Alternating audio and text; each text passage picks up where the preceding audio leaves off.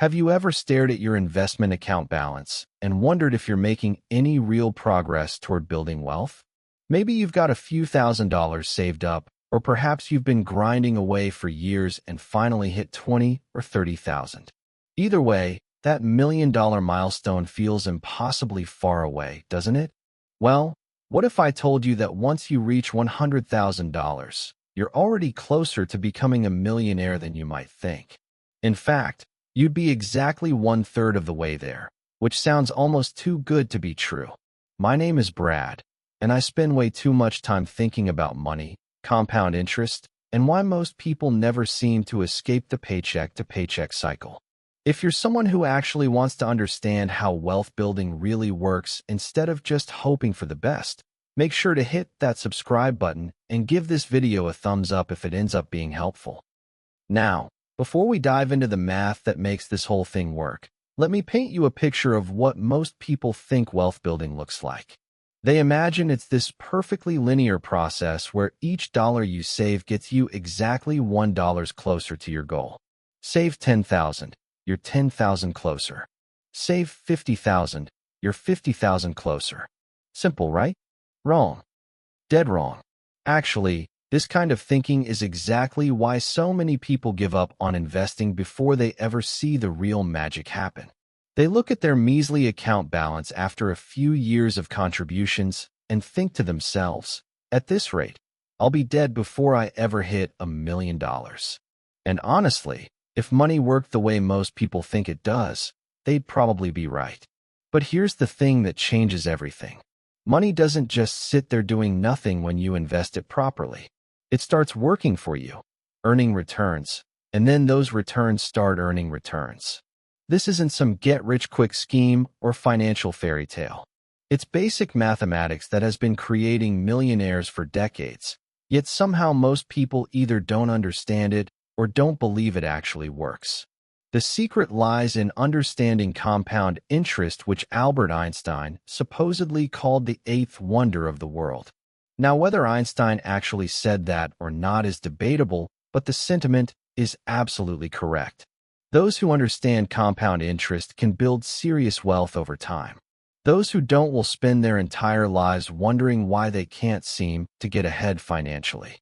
Let me show you exactly how this works with some real numbers that might surprise you. Imagine you decide to invest $100 every single week. That's roughly $400 per month, which isn't chump change, but it's not exactly an impossible amount for most working adults either. Now, we're talking about the cost of dining out a few times, or maybe what you might spend on streaming services, coffee runs, and impulse purchases throughout the month. Now, assuming your investments earn an average return of 8% annually, which is actually quite conservative compared to historical stock market performance, here's where things get interesting. It takes approximately 12 years of consistent weekly contributions to reach your first $100,000. 12 years might sound like forever, especially when you're just starting out, but think about it this way. Now, 12 years ago, were you the same person you are today? Time has a funny way of passing whether you're building wealth or not. During those first 12 years, most of the money accumulating in your account comes directly from your own contributions. You're essentially doing the heavy lifting while compound interest is still warming up on the bench. Out of that $100,000, roughly $62,000 comes from your weekly contributions, while the remaining $38,000 represents the returns your money has generated. Not bad for money that's just sitting there working for you. But admittedly, it's not going to change your life overnight. Here's where most people make a critical mistake. They look at those numbers and think the process is too slow, or they get discouraged because the returns don't seem impressive enough. What they don't realize is that they've just completed the hardest part of the entire journey. They've built the foundation that will support everything that comes next. Remember, we're trying to get to $1 million, and you've just hit $100,000. In traditional thinking, you'd assume you're 1/10 of the way there, but compound interest doesn't work that way. The truth is far more encouraging than that. From this point forward, your money starts working much harder for you. Those investment returns that seemed modest during the first 12 years begin to snowball in ways that will genuinely surprise you. The next milestone is $200,000. And here's the kicker.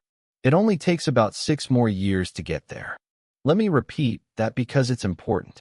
It took 12 years to go from $0 to $100,000, but only 6 additional years to double that amount.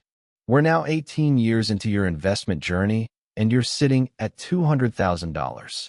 The math is starting to shift in your favor in a big way. At this point, compound interest is really beginning to flex its muscles. Of that $200,000, you've personally contributed roughly $94,000 through your weekly investments. So the other $106,000, that's pure investment growth. Your money has been quietly working in the background, earning returns on returns, and suddenly those gains are becoming substantial. But here's the part that will blow your mind. Even though you've only reached $200,000, you're actually halfway to becoming a millionaire.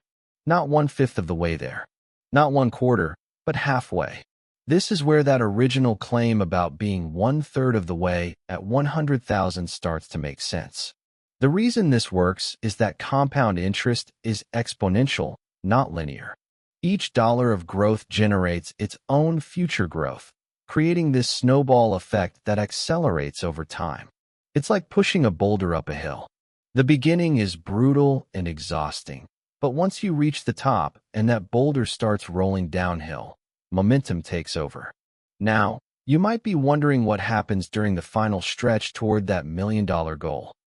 This is where things get really exciting and honestly a little bit addictive. During the next 18 years, as you continue making those same weekly contributions, compound interest becomes the dominant force in your wealth building. By the time you hit the 36-year mark, you've reached that coveted 7-figure milestone.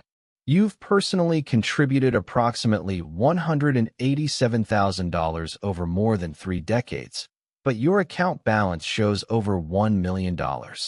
That means more than 80% of your wealth came from compound growth rather than your own contributions. Think about what this means in practical terms.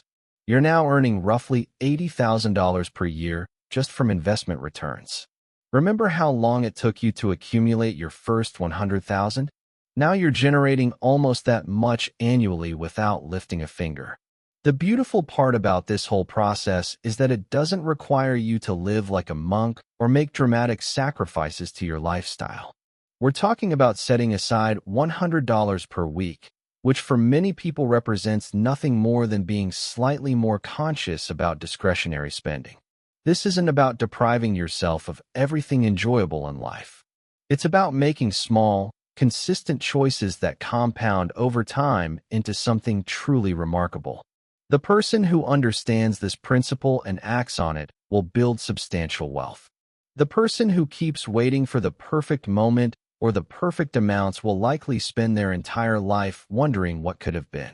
The acceleration becomes even more dramatic as you move beyond that million mark.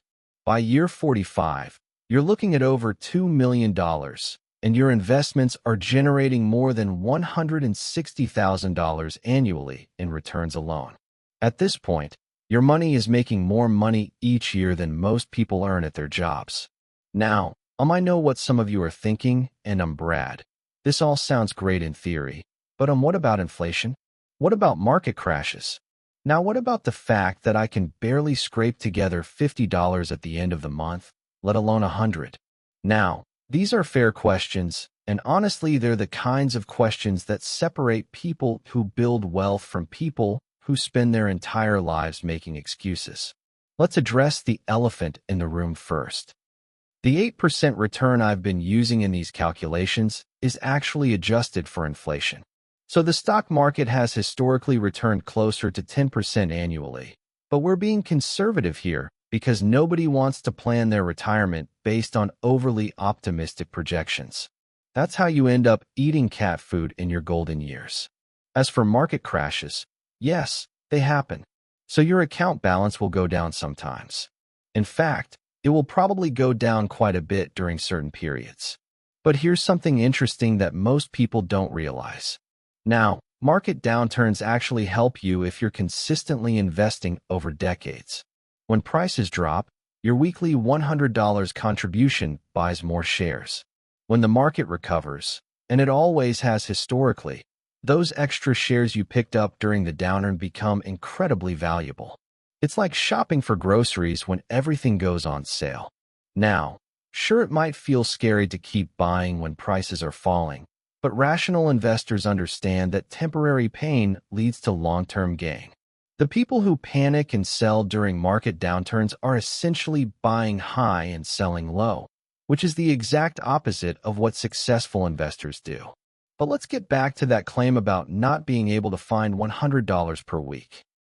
I hear this a lot, and while I understand that everyone's financial situation is different, I also think most people underestimate how much money flows through their hands without them really noticing where it goes. The average American household spends over $600 per month on food, and that includes both groceries and dining out. If you could reduce that by just 25% through meal planning, cooking at home more often, and being strategic about restaurant visits, you'd free up $150 monthly right there. That's more than your weekly investment goal. Or consider transportation costs. So the average car payment in America is now over $700 per month. $700 for something that depreciates in value the moment you drive it off the lot. If you could find a reliable used vehicle and cut that payment in half, you'd have enough to fund your investment account and still have money left over. I'm not suggesting you should eat ramen noodles every meal or drive a car held together with duct tape. But I am suggesting that most people have more flexibility in their budgets than they realize. The problem is that we've become accustomed to certain lifestyle expectations that weren't necessarily based on sound financial reasoning. Here's something else that makes this whole process easier than you might expect. As your investment account grows, something psychological happens that actually accelerates your wealth building. You start to notice the monthly growth in your balance, and it becomes genuinely exciting to watch. Instead of viewing investing as a sacrifice, you begin to see it as the most rewarding thing you do with your money. This excitement motivates you to look for additional ways to boost your contributions. Maybe you decide to invest your tax refund instead of spending it on something you'll forget about in 6 months. Perhaps you redirect money from lifestyle inflation when you get a raise at work. So you might even start a side business specifically to generate more investment capital. When you see your money growing substantially each month without any additional effort from you, finding ways to feed that growth becomes a priority. This shift in mindset separates those who build significant wealth from those who remain stuck in the spending cycle forever. The wealthy think differently about money and time. They understand that every dollar has the potential to become multiple dollars through compound growth. And this understanding influences every financial decision they make.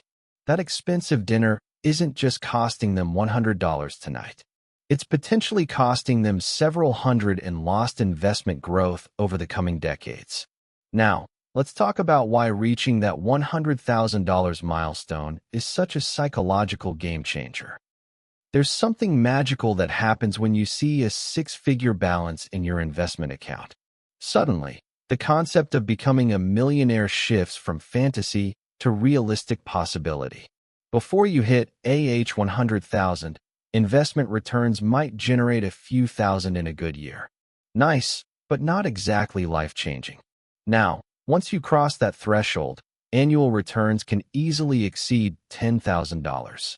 And in exceptional years, you might see gains of $20,000 or more. These aren't theoretical numbers anymore. They're real money that could cover major expenses or fund significant life changes. This is when people start to understand viscerally why Charlie Munger famously said the first 100,000 is the hardest to accumulate. It's not just about the math, though the math is certainly compelling. It's about developing the habits, mindset, and discipline that make long-term wealth building possible.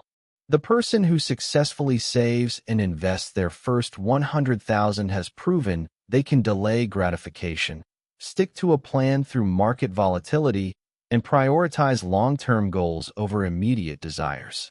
These characteristics become increasingly valuable as investment balances grow larger and the stakes become higher. There's also the opportunity factor to consider. When you have substantial savings invested, you gain options that simply don't exist for people living paycheck to paycheck. Maybe a better job opportunity comes along, but it's with a smaller company that offers equity compensation instead of a guaranteed salary. Without financial reserves, most people can't take that risk. With a solid investment foundation, you can afford to bet on yourself. Perhaps you've always wanted to start a business, but you needed capital to get it off the ground. Or maybe an incredible real estate opportunity presents itself, but it requires a down payment that you don't have sitting in your checking account. These scenarios happen constantly, but they're only available to people who have built up financial resources through consistent saving and investing. The beautiful irony is that the same habits that got you to $100,000 make the journey to $1 million much more achievable. You've already developed the discipline to live below your means, the patience to weather market fluctuations, and the wisdom to prioritize long-term wealth over short-term consumption. Plus, as your income naturally increases throughout your career, those weekly contributions don't have to stay at $100 forever. The person who starts investing $100 a week at age 25 might be contributing $300 or $400 weekly by age 40. The early habit of consistent investing creates the foundation for accelerated wealth building later in life. But here's something most financial advisors won't tell you. Probably because it doesn't sell expensive investment products. The hardest part of this entire process isn't understanding compound interest or picking the right investments. The hardest part is developing the discipline to stick with the plan when everything around you is screaming for immediate gratification. We live in a culture that worships instant everything. Instant coffee, instant messaging, instant credit approval, instant streaming, instant food delivery. The idea of waiting 36 years for anything sounds absolutely barbaric to most people. They'd rather finance a luxury car today than drive a reliable used vehicle and invest the difference. They'd rather have the latest smartphone than contribute to their investment account and upgrade when their current phone actually stops working. This is why most people never build wealth despite living in the most prosperous society in human history. It's not because they don't earn enough money, though that's the excuse they prefer. It's because they've never learned to delay gratification long enough for compound interest to work its magic. The people who do build wealth aren't necessarily smarter or more disciplined than everyone else.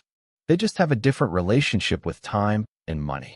They understand that boring consistency beats exciting speculation almost every single time. While others are chasing the latest cryptocurrency or trying to time the market, successful investors are quietly adding to their index funds month after month, year after year. And let's be honest about something else. The math I've shown you assumes you never increase your contributions, never receive any employer matching in a retirement account, and never make any additional lump sum investments. In reality, most people's wealth building accelerates significantly beyond these conservative projections. Your employer might match 50 cents for every dollar you contribute to your company retirement plan. That's an instant 50% return before your money even gets invested. You might receive tax refunds, bonuses, or inheritance money that gets added to your investment accounts. You could start a side business that generates additional income specifically earmarked for wealth building. All of these factors work in your favor, but they're not included in our calculations because we wanted to show what's possible with just consistent weekly contributions. The reality is usually much better than the projections, not worse. Now, some of you might be wondering about the specific investments that make this whole strategy work.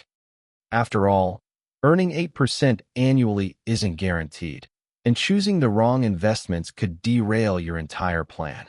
This is a valid concern, but it's also simpler to address than most people think. For the vast majority of investors, especially those just starting out, a simple index fund that tracks the total stock market is perfectly adequate. You're not trying to beat the market. You're trying to match it. And over long periods, matching the market has created more millionaires than any other investment strategy in history. The S&P 500 has averaged over 10% annually for decades, even accounting for major crashes, recessions, and world wars.